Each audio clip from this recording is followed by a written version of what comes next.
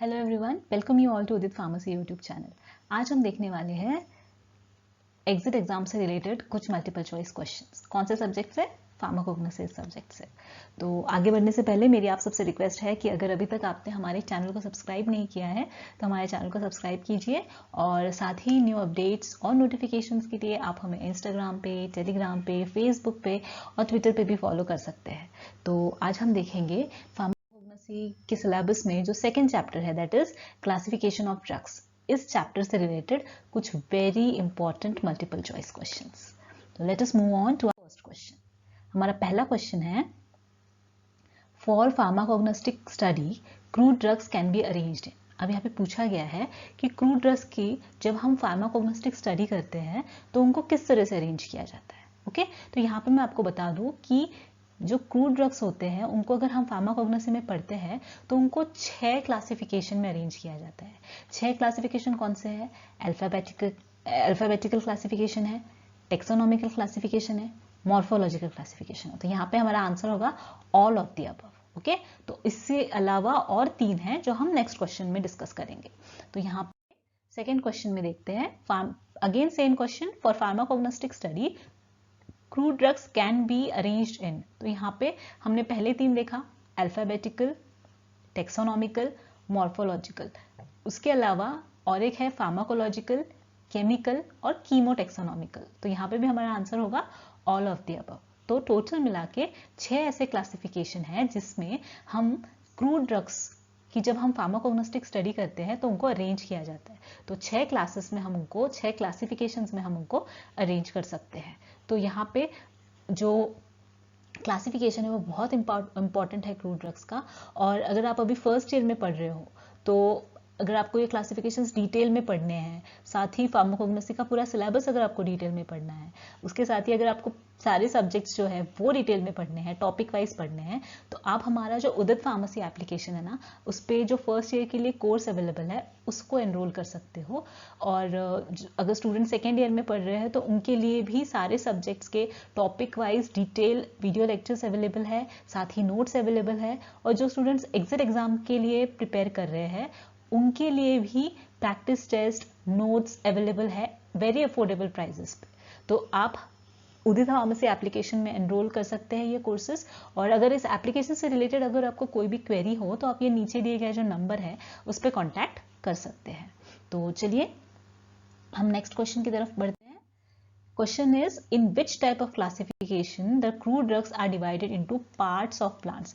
अब हमें पूछा गया है कि ऐसे कौन सा क्लासिफिकेशन है जिसमें जो क्रूड ड्रग है उनको प्लांट्स के पार्ट्स के अनुसार डिवाइड किया जाता है। तो यहाँ पे हमारा आंसर होगा मॉर्फोलॉजिकल क्लासिफिकेशन। मॉर्फोलॉजिकल क्लासिफिकेशन में क्या होता है कि हम ड्रग्स को, जैसे लीव्स हो गया, ये एक पार्ट हो गया प्लांट का। उसके बाद में नेक्स्ट इज गम्स, गम्स भी एक पार्ट होता है ट्री का। उसके बाद fruit, okay, then flowers, roots, ये सब क्या हो गए? ये पार्ट्स ऑफ प्लांट हो गए। तो इसके अनुसार हम उनको क्लासिफाई करते हैं। जैसे लीव्स हो गया तो लीव्स में आ गया सेना, ओके, सेना लीव। गम्स, गम्स में क्या आ गया? अकेशिया या फिर असाफोटिडा। फ्रूट्स, फ्रूट्स में क्या आ गया? कार्डमम, इलायची। फ्लावर्स, फ्लावर्स में क्या आ गया? रोज, राइट। उसके बाद रूट्स, रूट्स में क्या आ गया? जैसे रूट्स में आ गया हमारा इपिकैक, राइट। तो ये सब जो है पार्ट्स ऑफ प्लांट के हिसाब से हम उनको क्लासिफाई करते हैं। तो यहाँ पे हमारा आंसर क्या होगा? मॉर्फोलॉजिकल क्लासिफिकेशन, जिसमें हम जो प्लांट्स के पार्ट होते हैं ना, उन पार्ट्स के बेसिस पे हम ड्रग्स को क्लासिफाई करते हैं। तो नेक्स्ट क्वेश्चन की तरफ बढ़ते हैं। Question number 4, in which classification there is a close relationship between chemical contents of the plant and its taxonomical status? Okay, ऐसा कौन सा क्लासिफिकेशन है जिसमें जो प्लांट का केमिकल कंटेंट्स होते हैं प्लांट्स के, वो और टेक्सोनॉमिकल स्टेटस, इन दोनों चीजों में क्लोज रिलेशनशिप होता है। तो यहाँ पे हमारा आंसर होगा कीमो टेक्सोनॉमिकल। कीमो मतलब केमिकल कंटेंट्स और टेक्सोनॉमिकल मीन्स टेक्सोनॉमिकल स्टेटस। तो ये ऐसा क्लासिफिकेशन है जिसमें हम एक ही प्लांट का टेक्सोनॉमिकल स्टेटस और केमिकल कंस्टिट्यूएंट्स इन दोनों के अनुसार हम उनको क्लासिफाई करते हैं, अरेंज करते हैं उन ड्रग्स को। तो यहाँ पे हमारा आंसर होगा कीमोटेक्सोनॉमिकल क्लासिफिकेशन। नेक्स्ट क्वेश्चन देखते हैं। Crude drugs can be classified properly on the basis of therapeutic or pharmacological property in। अब यहाँ पे पूछा गया है कि जो क्रूड ड्रग्स होते हैं उनकी थेरापेटिक एक्टिविटी या फार्माकोलॉजिकल प्रॉपर्टी के हिसाब से उनको किस क्लासिफिकेशन में अरेंज किया जाता है। तो यहाँ पे हमारा आंसर होगा फार्माकोलॉजिकल क्लासिफिकेशन। जैसे फार्माकोलॉजी मतलब जो उस ड्रग का एक्शन है उस हिसाब से उसको हम क्लासिफाई करेंगे। For example anti cancer drug है, या फिर लैक्सेटिव है, या फिर कार्डियोटोनिक है, ओके, या फिर एंटी हाइपरटेंसिव है, ओके। तो ये सब जो ड्रग है, जैसे एंटी कैंसर में विंका आ गया, लैक्सेटिव में जैसे क्लव आ गया, ओके, कार्डियोटोनिक में जैसे अर्जुना बार्क आ गया। तो ये जो एग्जाम्पल्स है मैं इसलिए बता रही हूँ कि इस हिसाब से उनको जैसे उनकी फार्माकोलॉजिकल प्रॉपर्टी होती है, जैसे विंका में एंटी कैंसरस प्रॉपर्टी होती है, तो वो किस क्लासिफिकेशन के अंडर में आएगा, एंटी कैंसर के। और एंटी कैंसर क्या है, एक फार्माकोलॉजिकल एक्टिविटी, तो मतलब फार्माकोलॉजिकल क्लासिफिकेशन के अंडर हम उनको क्लासिफाई करेंगे। तो यहाँ पे फार्माकोलॉजिकल क्लासिफिकेशन में हम क्या करते हैं, it is classified on the basis of its therapeutic property और फार्माकोलॉजिकल प्रॉपर्टी, ओके। तो यहाँ पे हमारा आंसर होगा फार्माकोलॉजिकल क्लासिफिकेशन। नेक्स्ट क्वेश्चन देखते हैं। This type of classification is applicable to crude drugs containing similar types of chemicals। अब यहाँ पे पूछा गया है कि ये जो क्लासिफिकेशन है ये उन ड्रग्स के लिए है जिनमें सिमिलर टाइप्स के केमिकल्स प्रेजेंट होते हैं। For example cinchona, okay, cinchona जो है उसमें एल्कोलॉइड होता है और उसमें ग्लाइकोसाइड्स भी होता है। तो सिंकोना जो है वो एल्कोलॉइड के ग्रुप में भी लिखा जाएगा और सिंकोना जो है वो ग्लाइकोसाइड इस ग्रुप में भी लिखा जाएगा, और ये दोनों क्या है, ये केमिकल कॉन्स्टिट्यूएंट्स है। तो ये आएगा केमिकल क्लासिफिकेशन के अंदर। तो कोई भी ड्रग, जितने भी ड्रग्स है उनमें अगर एल्कोलॉइडल प्रॉपर्टी है तो वो एल्कोलॉइड में जाएंगे। जो ड्रग्स हैं जिनमें ग्लाइकोसाइडिक प्रॉपर्टी है वो ग्लाइकोसाइड इस ग्रुप में जाएंगे। और ये हम ब्रॉड बेसिस पे हम किसके अंडर देखेंगे, केमिकल क्लासिफिकेशन के अंदर, मतलब उनके केमिकल कंस्टिट्यूएंट्स के अनुसार उनको क्लासिफाई किया जाता है, उनको अरेंज किया जाता है। तो हमारा यहाँ पे आंसर होगा केमिकल क्लासिफिकेशन। मतलब दो कोई भी ड्रग है, अगर दोनों में अल्कलॉइड्स है तो वो दोनों भी ड्रग हम अल्कलॉइड्स इस क्लास में डालेंगे, किसके अंडर, केमिकल क्लासिफिकेशन के अंदर, ओके। तो the chemical classification actually it is done on the basis of chemical constituents present in the crude drug. Next is 7.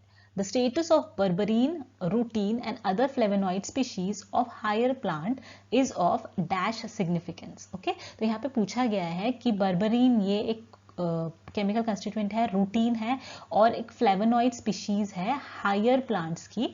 तो ये सब जो है ये किसके अंडर क्लासिफाई करेंगे, तो हम इनको करेंगे कीमोटेक्सोनॉमिकली क्लासिफाई, ओके। तो कीमोटेक्सोनॉमिकल क्लासिफिकेशन के अंडर इनका जो स्टेटस है वो आता है, इनको हम कीमोटेक्सोनॉमिकल क्लासिफिकेशन के अंडर क्लासिफाई करेंगे। तो हमारा आंसर होगा कीमोटेक्सोनॉमिकल क्लासिफिकेशन। नेक्स्ट देखते हैं। Drugs derive from the organs of plants और animals are made up of cells. अब यहाँ पे पूछा गया है कौन से ऐसे ड्रग्स है जो अगर प्लांट या एनिमल से हमें मिलते हैं और उनमें सेल्यूलर स्ट्रक्चर प्रेजेंट होता है। तो ऐसे ड्रग्स को हम कहेंगे ऑर्गेनाइज्ड ड्रग, ओके। जिनमें सेल्यूलर स्ट्रक्चर नहीं होता, नॉन सेल्यूलर होते हैं, वो होते हैं अनऑर्गेनाइज्ड ड्रग। तो हमारे यहाँ पे क्वेश्चन क्या पूछा गया है, ऐसे ड्रग्स जो प्लांट या एनिमल से मिलते हैं और वो सेल से बने होते हैं। जैसे प्लांट का कोई ऑर्गन, जैसे लीव्स, ओके, उसके बाद में फ्रूट्स, तो इनमें सेल्यूलर स्ट्रक्चर प्रेजेंट होता है। तो सेल्यूलर स्ट्रक्चर जो होता है दैट मीन्स ड्रग ऑर्गेनाइज्ड है, और अगर उनमें नॉन सेल्यूलर स्ट्रक्चर नहीं है तो that means it is unorganised. जैसे नॉन सेल्यूलर में क्या आ गया, जूसेस, जैसे एलोवेरा जूस है तो जूस में कोई सेल्यूलर स्ट्रक्चर नहीं होगा तो वो अनऑर्गेनाइज्ड ड्रग होगा।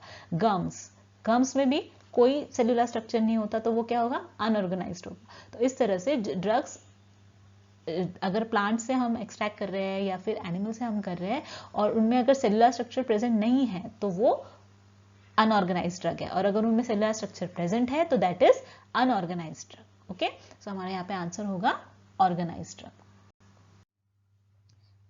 Next is chemical classification is useful for. Chemical classification जो होता है वो किसके लिए यूजफुल होता है, फाइटोकेमिकल स्टडी के लिए। ओके, फाइटोकेमिकल स्टडी करने के लिए हमें केमिकल क्लासिफिकेशन बहुत यूजफुल होता है। तो हमारा आंसर यहाँ पे होगा phytochemical study of drug. Next is which type of classification is convenient for practical purposes. Practical purposes के लिए कौन सा क्लासिफिकेशन बहुत ज्यादा कन्वीनियंट है, बहुत ज्यादा अच्छा है, तो वो है मॉर्फोलॉजिकल क्लासिफिकेशन। मतलब कि मैंने जैसे बताया था, जो पार्ट्स है प्लांट के, लीव्स हो गया, रूट्स हो गया, फ्रूट हो गया, फ्लावर्स हो गया, इनके बेसिस पे हम उनको ड्रग्स को क्लासिफाई करते हैं। तो कन्वीनियंट किस बेसिस पे होगा, प्रैक्टिकल पर्पस के लिए मॉर्फोलॉजिकल बेसिस पे। तो हम जैसे आप प्रैक्टिकल में आपने देखा होगा, आप टीएस वगैरह कट करते हो तो उसमें टीएस को देखकर ही हम जो भी उनका अरेंजमेंट होता है, सेलुलर अरेंजमेंट होता है, उस हिसाब से हम गेस कर सकते हैं, हम आइडेंटिफाई कर सकते हैं कि वो ड्रग कौन सा है। तो इस हिसाब से जो प्रैक्टिकल पर्पस के लिए कन्वीनियंट क्लासिफिकेशन है वो है मॉर्फोलॉजिकल क्लासिफिकेशन। ओके, तो यहाँ पे हमारा आंसर होगा मॉर्फोलॉजिकल क्लासिफिकेशन। बाकी के जो ऑप्शन है जैसे केमिकल क्लासिफिकेशन हो गया, टेक्सोनॉमिकल क्लासिफिकेशन हो गया, कीमोटेक्सोनॉमिकल क्लासिफिकेशन किया, हर एक जो क्लासिफिकेशन है ड्रग का उसमें कुछ ड्रॉबैक्स होंगे। ओके, जैसे मॉर्फोलॉजिकल क्लासिफिकेशन है तो उसमें हमको सिर्फ उसकी मॉर्फोलॉजी पता चलती है, हमें उनके केमिकल कंस्टिट्यूएंट नहीं पता चलते।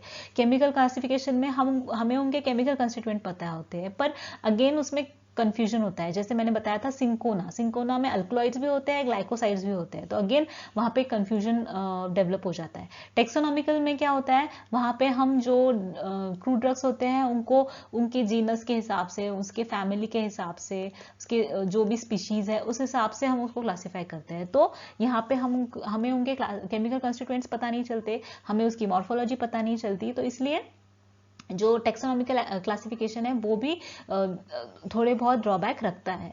उसके बाद केमिकल क्लासिफिकेशन में मैंने जैसे बताया कि सिर्फ हमें केमिकल कंस्टिट्यूएंट्स पता होते हैं, बाकी हमें कुछ भी नहीं पता होता है। और ऐसा भी होता है कि एक ही ड्रग में दो या दो से ज्यादा केमिकल कंस्टिट्यूएंट्स प्रेजेंट होते हैं, तो उनको हर एक केमिकल कंस्टिट्यूएंट के क्लास में रखा जाता है। जैसे मैंने कहा था सिंकोना, उसको ग्लाइकोसाइड्स में भी रखा जाता है, उसको अल्कोलॉइड्स में भी रखा जाता है, तो वहां पे थोड़ा कंफ्यूजन क्रिएट हो जाता है।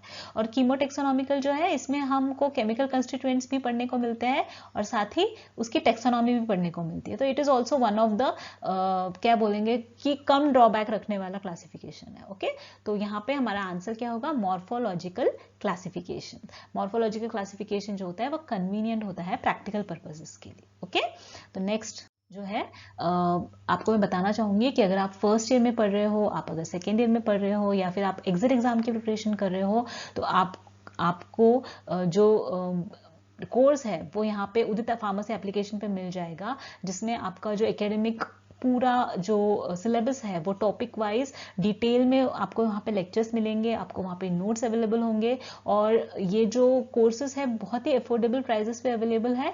और अगर आप ये कोड यूज करते हैं उदित 20, तो आपको वहाँ पे 20% का डिस्काउंट भी मिल जाएगा। ओके, तो अगर आप फर्स्ट ईयर में पढ़ रहे हो, आपको पूरा एकेडमिक जो सिलेबस है वो अगर आपको कवर करना है तो आप हमारे कोर्सेज को एनरोल कर सकते हो। आप सेकेंड ईयर में हो तो आपके लिए भी कोर्स अवेलेबल है। और अगर आप एग्जिट एग्जाम का प्रिपरेशन कर रहे हो तो आपके लिए प्रैक्टिस टेस्ट, नोट्स अवेलेबल है।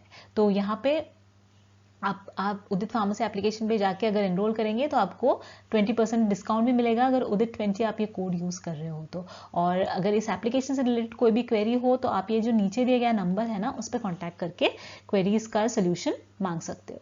तो यहाँ पे आपके लिए क्वेश्चन है कि drugs classified on the basis of their morphology in. तो यहाँ पे मॉर्फोलॉजी के बेसिस पे हम ड्रग्स को क्लासिफाई करते हैं, तो ऐसा कौन सा क्लासिफिकेशन है? अगर इसका आंसर आपको आता है तो नीचे कमेंट सेक्शन में आप आंसर दीजिएगा।